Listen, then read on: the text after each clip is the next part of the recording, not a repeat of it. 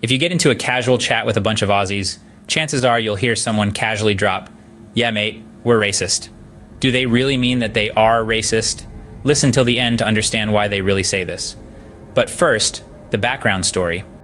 Imagine Australia 1,000 years ago. It's this remote island in the middle of nowhere, home to the oldest civilization on Earth, the First Nations people, until the Brits showed up.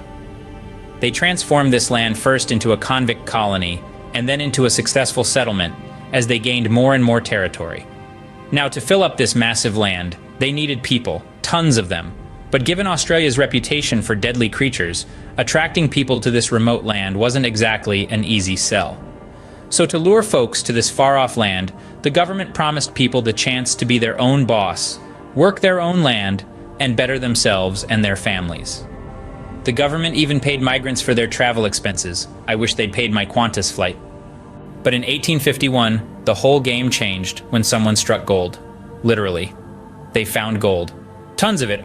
Oh, the Dutch must have regretted passing up the chance to conquer Australia. So much for dry and barren, huh? So who was this guy who discovered gold? The Aussie Edward Hargraves was living in California during the gold rush. He looks around and thinks, hey, this landscape actually looks like Australia. He has this light bulb moment and rushes back to Australia hoping to find gold. And he did. Dude became stinking rich. But it wasn't just about the money for old Eddie. He wanted fame.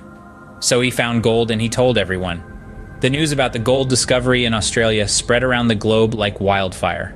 Suddenly, 500,000 people were traveling thousands of miles, spending their own money and buying their own tickets to come to Australia. The gold fever didn't just attract people from overseas, it sent Aussies into a frenzy too.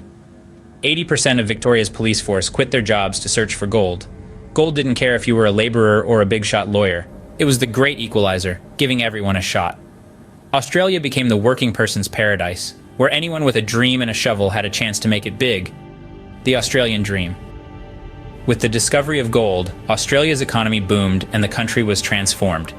Take Melbourne, for example. Before the gold rush, Melbourne was a small port with only a few businesses like sugar refining, milling, and a couple of distilleries. But when gold was discovered, this port transformed into one of the biggest cities in the British Empire. Forget the convict dumping ground. Melbourne became Australia's cultural hub. All shiny, rich, elegant, and full of European elegance. And it still is. In just 2 decades, the discovery of gold quadrupled the population from 400,000 to 1.7 million. Life was great in Australia. You could live with the highest standards in the world. But here's where things took an ugly turn. Australia didn't play its cards right because they may have made this a paradise. But they reserved it only for one race. Can you guess which? Yep, you got it. White people only.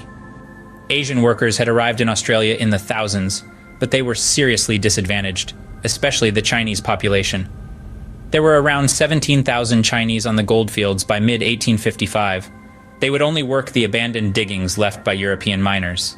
Yet they were accused of taking white men's claims, and were often the scapegoats, as disgruntled miners blamed their misfortunes on them.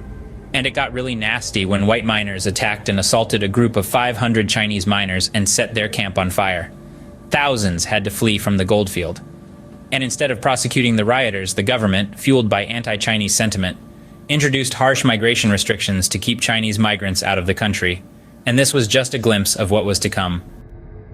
Racism in Australia kept growing, and in 1901, right after the Commonwealth of Australia was proclaimed, the very first Prime Minister, Edmund Barton, passed one of the most controversial pieces of legislation in the country's history, the White Australia Policy. This policy was like the worst social experiment ever. The plan was to protect the purity of the race in Australia by restricting non-white and non-European immigration.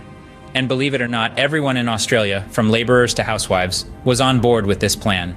So how did they stop non-white migrants from coming to Australia? Well, for starters, anyone wanting to enter the country had to take an absurd dictation test. This test was worse than IELTS. It was made impossible to pass. You could be hit with this test in any European language, so if they really didn't want you to pass, they would throw Icelandic or Latin at you to make you fail. And it gets worse. The government didn't just slam the door shut. They deported migrant workers who had lived in Australia for years. They had put down roots, built homes, married, and had children, And all of a sudden, they were kicked out just because Australia couldn't bear the idea of having white labor and colored labor side by side. The policy worked. By 1914, Australia was whiter than at any other time in its history. But the stop to migration also put the brakes on the country's economy. So after World War II, while the rest of the world experienced a massive economic and industrial boom, Australia struggled due to its low population. The White Australia policy was actually destroying the nation. Karma is real.